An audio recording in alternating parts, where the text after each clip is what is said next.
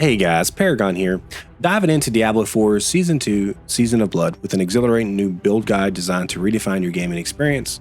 Last season, I discovered a powerhouse of a build that not only dishes out staggering damage, but also boasts incredible defensive mechanisms and a nearly inexhaustible resource pool, all thanks to some nifty gameplay mechanics and strategic utilization of key aspects. Season 2 breathes new life into our arsenal with enhanced basic skills, providing that much needed movement speed boost right from the get-go. Plus, with the streamlined farming of aspects now from dungeons, your ascent from levels 1 to 50 will be nothing short of smooth sailing, positioning you perfectly for the challenges of the end game. So what sets this build apart? Its versatility. You're equipped to take on hordes, elites, and bosses alike without breaking a sweat. And forget the all too familiar gaming woes of perishing unexpectedly or fretting over resource management. Once you harness the power of the aspect of Starlight and the aspect of Stolen Vigor, you'll unlock not only a ceaseless flow of energy regeneration, but also an incredible healing mechanism, restoring upwards of 900 health per second, and at higher levels much more, transforming you into an indomitable force on the battlefield. For those eager to dive deeper, I've included a link to the complete build in the description. And remember, my exclusive builds are only accessible through DiabloBuilds.com. This platform isn't just your average build planner. It's a comprehensive hub for optimizing your Diablo character. With features ranging from a detailed skills planner, character sheet, gear planner, and Paragon board, DiabloBuilds.com stands out in a league of its own. But what truly sets it apart is its ability to calculate your DPS, offer invaluable insights into your stat rankings. So for all the theory crafting nerds out there that are set on maximizing every bit of damage output, this site is your ultimate companion in the quest for gaming excellence. Okay, so let's just talk quickly about the passive skills and how I would suggest leveling to make it easier for your journey starting out in Season 2. All right, guys, I want to talk real quickly just about the passive skill trees, what you should do as you're starting out in a new league, and how you should build the character, what gear to look out for, and what stats you should be looking for. So starting out, we're going to go ahead and pick Blade Shift, and we're going to grab the Enhanced Blade Shift. Now currently this says damaging an enemy with Blade Shift grants 5% movement speed while Blade Shift is active. This is being changed in Season 2, so it's going to give you a flat 20% every time you hit an enemy, get the 20% movement speed bonus, and we're going to be able to run through enemies, which is going to synergize really well with Twisting Blades. So we're going to go ahead and put the third point here into Primary Blade Shift, which is going to give us just a little bit of extra survivability. We're going to go ahead and put 1 point in Twisting Blades, 1 point into Enhanced Twisting Blades, and here we're going to go ahead and put 1 point into Improved Twisting Blades because we want to be able to daze enemies that we impaled. This is going to synergize really well with the passives down here, that every time we, after knocking back or knocking down an enemy, you gain 4% critical strike. When you critically strike a dazed enemy, you're going to knock them down. So we're going to have another 12% crit. This is how we're going to get a lot of crit on the build. There's going to be a lot of synergy between critical strike on this build. So we're gonna want to stack critical strike chance on as many gear slots as possible, just generically while leveling. So to get back to what we're going to do next, so after you've started off the main build and you've gotten these first three, we're going to go ahead and grab just 1 point to dash. So from here, we're going to go ahead and go back up, and we're going to grab 4 points into Twisting Blades, and then we're going to go ahead and come down here, and we're going to go ahead and grab Poison Trap, Enhanced Poison Trap, and we're going to grab Countering Poison Trap. Poison Trap has a 30% chance to reset your imbuement skill cooldowns when activated. This is great. So every time you pop your Poison Trap down, it's going to have a 30% chance just to refresh your imbuement, which is going to allow us to put up a lot of poison, especially in coordination with our Shadow Clone. Okay, so after we've gotten these three, we're going to go ahead and come back up here. And at this point, you have two choices. I would recommend either going and grabbing 3 points into Sturdy, which is going to give you some close damage reduction, which is really great. Or if you want some extra damage, you can go ahead and grab like a couple points into Weapon Mastery. So only put 2 points into either one of those for now. Just enough to unlock this, and we're going to go ahead and grab 3 points straight into our Poison Imbuement, which is going to be our main source of damage. Now, once we got 3 points into this, we're going to take Blended Poison Imbuement, and this is why we want to stack Critical Strikes, because this gives us 75% more multiplicative damage to poison. So Critical Strikes with Poison Imbue skills deal 75% more damage for poison, right? So this is really strong. Next 3 points, we're going to go ahead and grab Precision Imbuement, which is just going to give us a 9% flat increased critical strike chance with imbuement skills. And for the last point, we're going to go ahead and put a point into here, or if you decided to go with Sturdy, then you'll put the last point there. And this is going to unlock our ultimate, so we're going to go ahead and grab 3 points into our Shadow Clone. Okay. Now from here, we're going to go ahead and we're going to grab some offense and defensive. So we're going to go ahead and grab 3 points into Deadly Venom, which is going to give us a 9% more poison damage. And we're going to go ahead and grab 3 points into Debilitating Toxins, which synergizes really well since we do a lot of poisoning. Keep in mind, whenever you hit and blaze an enemy with Poison Imbuement and you dash through them, it's going to return to you and it's going to poison everything along the path. So you're going to be able to poison large groups of enemies at one time. basically proccing a lot of damage and a lot of damage reduction. So from here, let's go ahead and put 1 point into Adrenaline Rush just for some extra energy regeneration. And this is going to unlock our key passive skill, which we're going to go ahead and grab Momentum. Momentum's great because you'll be able to keep 3 stacks of momentum up almost at all times. While at 3 stacks of momentum, you gain 20% flat damage reduction, 30% increased energy regeneration, and 15% increased movement speed. So not only do we move faster, we get more energy regeneration, and we get that damage reduction. So after grabbing momentum, what I recommend is grabbing 3 points into haste. What makes this nice is you gain 15% increased movement speed, which lets us get from pack to pack quicker. All right, so next we're going to come back up here, and at this point, if you haven't gotten sturdy, go ahead and get sturdy. If you did get sturdy, then go ahead and grab Weapon Master. And then we're going to go ahead and we're going to grab 3 points into concussive and 1 point into trick attacks.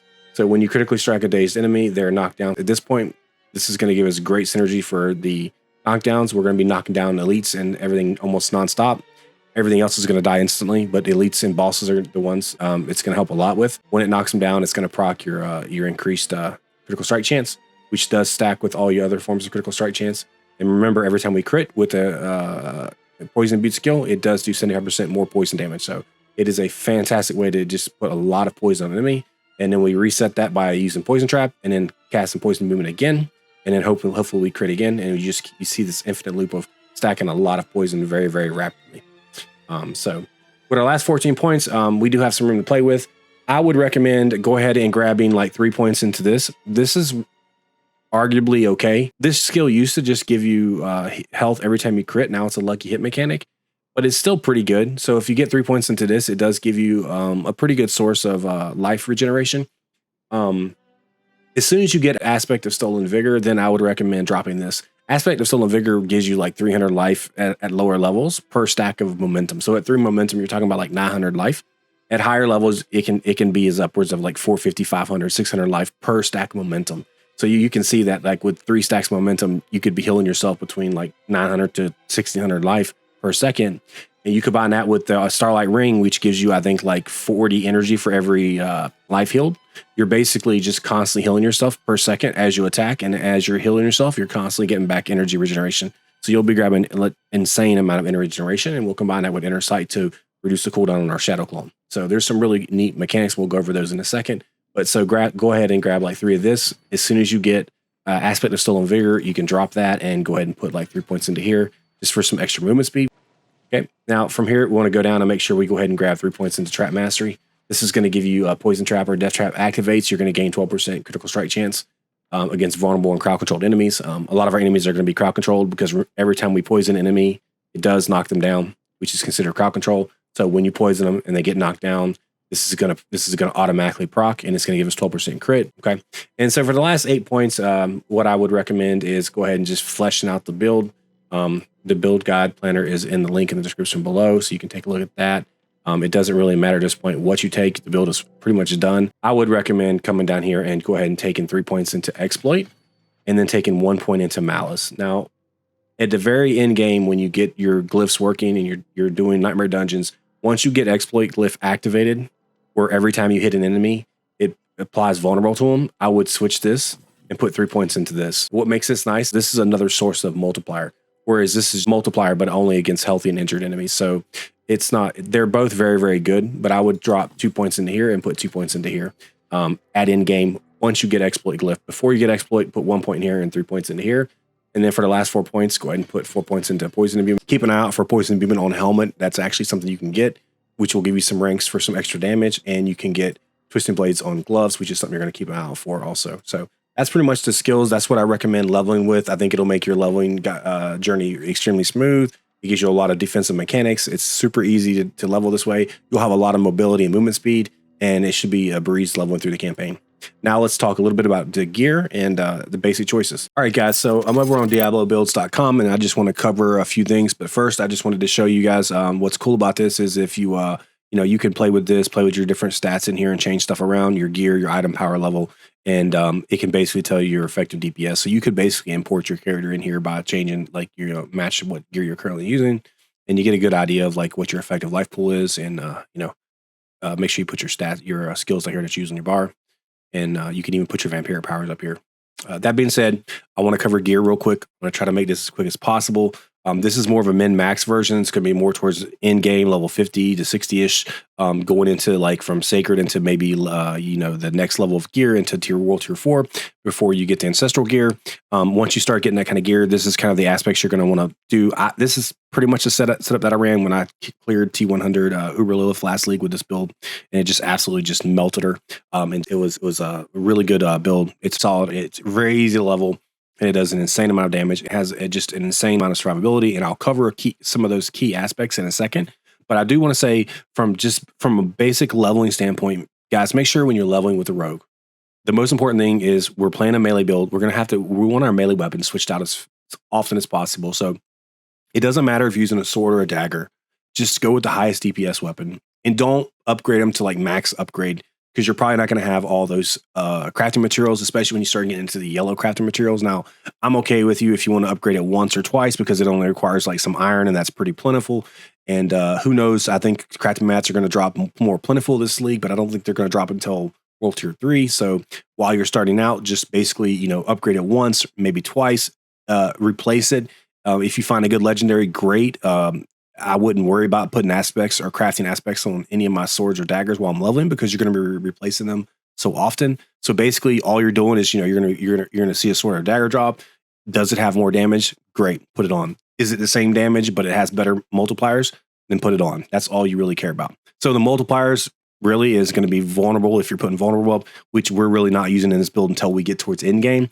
But early on, I would say dexterity is your primary thing that you're going to want to get in your gear, because dexterity is a multiplier. Core skill damage to close, damage to poison. These are all going to be good skills to get. All you're really looking for, though, is DPS on the gear.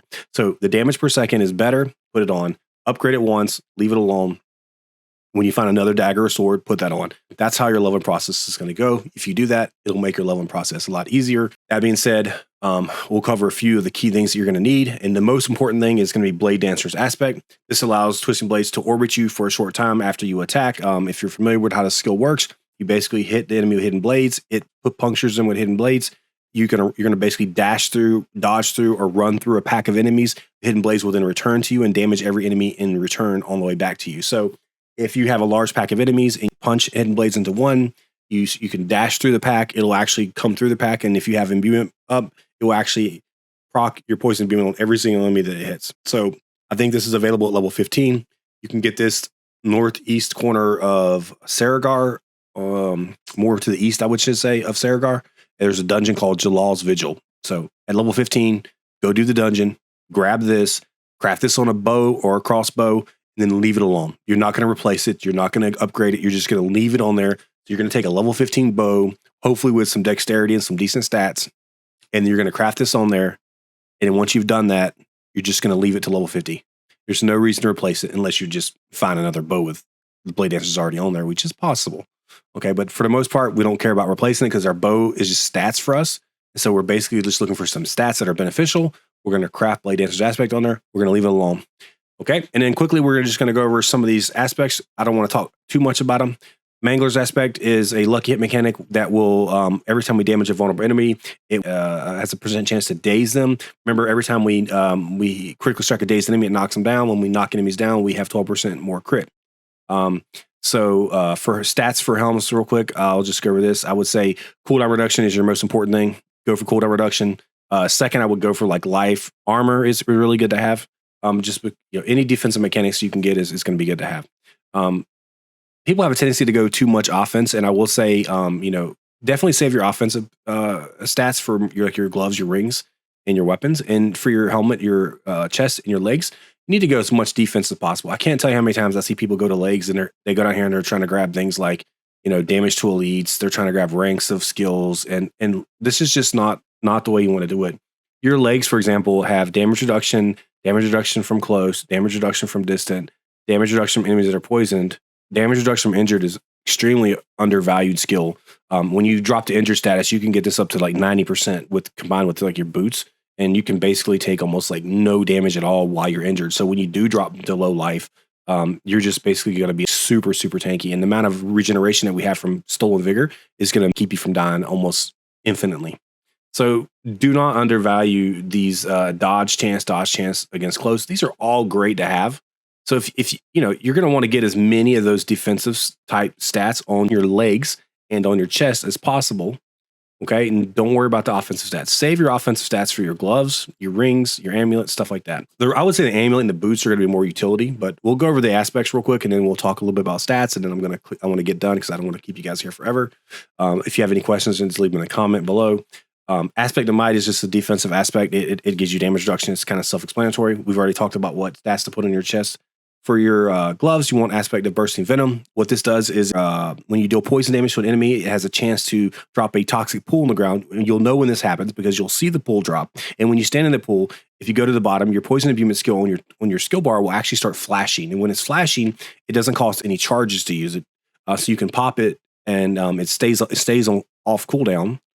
And once you pop it once, you can apply poison an unlimited number of times. So as fast as you can hit your hidden blades, basically, you're going to apply that many stacks of poison imbuement. Every time it crits, it's going to do 75% more poison damage. So this is kind of works really, really well together with this skill. So we're going to be using this as much as possible. But again, this is more towards like in game. If you can find it on one of your pieces here early, great, toss it on. It'll help a lot. If you can't, don't worry about it. Get it later. Aspect of stolen vigor is going to be one of our key aspects we're going to want to get towards mid game. This is a really, really good aspect. You can get this out of a dungeon. You can also find it on gear. It's not that hard to get. What it does is each stack of momentum will heal you a flat amount per second based on your stack's momentum. You can get up to 3 stacks of momentum. If you have 3 stacks of momentum, with this decently rolled, you're talking about 750 to 1,000 life per second, which is actually insane considering that you probably won't have a 3,000 or 4,000 life going into in game, and you're talking about healing up 25% of your life per second consistently. That's a lot. That's way more than your potions are going to heal. And so you combine that with an aspect that you're going to get on your ring over here. And this aspect is going to be aspect of Starlight. And what this does is gains 20 to 40 of your primary resource for every 20% of your life that you're healed. So basically, if you get a 40 roll, you're going to get back 40 energy per second. So you're just going to have like an unlimited source of energy regeneration. And that's going to combine really well with preparation, which every 100 energy you spend reduces your ultimate skills cooldown by 5 seconds. This is just going to allow us to keep our shadow clone up. We're going to, we already talked about the crossbow. For boots, we're going to go ahead and just grab Wind Striker's aspect for some movement speed. It doesn't really matter. There's different aspects that are utility on boots that are good. Toss whatever you want on there. It doesn't matter. I like movement speed. We crit a lot. We crit around 75% of the time. I think stats on boots, you definitely want to go with movement speed first. Is primarily, so when you're leveling through the campaign, when you're leveling through the game or campaign, if you play in the campaign, make sure that you're just looking for movement speed on boots, okay? And then second, I would look for like any defensive stat or energy cost reduction. I will say, if you are leveling through the campaign, guys, Blade Dancer's aspect is not available until you complete Act 2 or until you complete a certain series of quests in Act 2. So I just take for granted sometimes that people are going to skip the campaign, but you may not skip the campaign and you may be playing the campaign. And if you are, go ahead and do Act 2 first, because by doing Act 2 first, it will allow you to go ahead and unlock this aspect from the dungeon and get it earlier. Because if you do Act 1 and then do Act 2, but you'll be like level 25-ish before you get to this aspect, and you want to get it around level 15 if possible. Okay, so that's just something to keep in mind. If you skip the campaign and you've already done the campaign before, then don't worry about it. You can just go run over to the dungeon and you can pick it up whenever you want to. Aspect of corruption is your imbuement skills do 40% more damage against vulnerable enemies. It's another multiplier. It's extremely potent. We're really ramping our imbuement skill, and this works really good in coordination with the aspect of imitated imbuement. So what this allows us to do is every time we apply poison to our weapon with imbue poison, our shadow clone will also apply it to his weapon. So we'll pop the shadow clone, we'll pop poison imbuement, we'll both apply poison, and we'll both attack. And when both of us crit, that you double your damage, basically, right? Your shadow clones doubling your stacks of poison, as well as doubling hidden blades and all the things that you do. So it's just straight up just ramping your damage to an insane amount really, really quickly for single target. So you're just going to pop your shadow clone, and because of these other things, you're just going to instantly kill bosses, and just within seconds, they're going to die. You're going to have so much poison on them, you can just run away. So amulet, I would say stats, key stat to look for me is movement speed. I like to go faster. I think it helps to clear faster. I like to move fast. I think Rogue's playstyle is really good to get in and out of combat quickly. It helps to dodge and evade. You can go with a ton of stats on amulet. They have a lot of good stats, including increased, modifiers to skills. You have damage reduction on here, armor, life, Attack speed, I think the best stats to have is probably movement speed and cooldown reduction and energy cost reduction. And then the last stat, you can just kind of reroll to whatever you need. But those are the 3 that I would prioritize first. If you can get an amulet that has 3 of those, you're going to be set for a while. So for rings, you're going to prioritize crit chance first because crit is the most important stat on every piece of gear that we can get. So for gloves and for rings, we're going to want to get crit chance. It's very, very important. Crit damage is fine. Crit damage with imbued skills is fine. Vulnerable damage is fine. It doesn't really matter. But while you're leveling, I wouldn't focus on vulnerables too much on your amulets or rings. So the main thing you want to get on these rings is critical strike chance. Okay. And that pretty much covers all the gear. As far as what I would look for while you're leveling and what's important, prioritize your weapons first, get blade endurance aspect, pretty much all you need. If you guys have questions or comments, leave them in the description. I have aspect of disobedience on here. This should be aspect of Starlight. Vengeful aspect is what you want. You can switch a lot of these out, like accelerating aspect and vengeful aspect, with any offensive aspect that you like. They're all pretty good. I think these are just more like min-maxed for in game. This is kind of what I used, except for this was aspect of Starlight. This is what I used for killing Uberloaf last league. So we're going to go on to the next part. Okay, fellow gamers, we've journeyed through the depths of strategic planning, gear optimization, and stat perfection. And as we draw to a close, I want to share a bit of my own journey. I'm currently on the quest to hit my first 1K subs here on YouTube. It's a milestone that means more to me than just numbers. It's about building a community of passionate gamers, sharing insights together, triumphs, and the sheer joy of just gaming. I hope this guide illuminates your path in Season 2, the Season of Blood, making your experience not just successful, but truly legendary. If you found value in this video, I invite you to join me on this adventure by hitting the subscribe button. Your support fuels my dedication to creating content that's not only informative, but also enjoyable. Like, share, and comment on your thoughts, experiences, or anything you'd like to see in future videos. Every interaction truly makes a difference to me. Until next time, this is Paragon, signing off with immense gratitude. Remember, in the world of Diablo, it's not just about the strength of your weapons, but the strength of your resolve. Keep pushing the limits and let's make the season unforgettable. Stay fierce, guys.